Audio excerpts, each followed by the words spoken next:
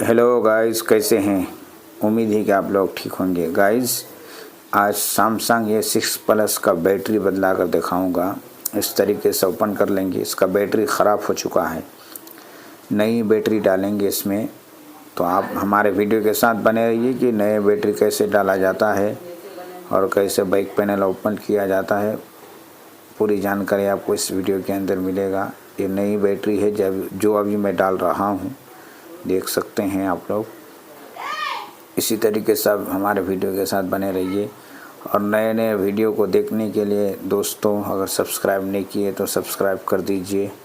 Video अगर पसंद आए तो लाइक कीजिए और कुछ अगर दिल का इजहार करना चाहते हैं तो कमेंट करके बताइए। दोस्तों, मैं इस तरीके से मोबाइल टेक्निकल से जुड़े हुए वीडियोस अपने चैनल पर अपलोड करता रहूँगा। देखिए, इस तरीके से इसको फिट किया जाता है। और एक बात बताऊं, A6 प्लस का जो है, सैमसंग A6 प्लस का बैटरी बदलना और नया डिस्प्ले डालना एक ही बात है। इसलिए ये वीडियो बहुत इम्पोर्टेंट है, आप देखते रहिए। इसी तरीके से डिस्प्ले ही बदलाया जाता है।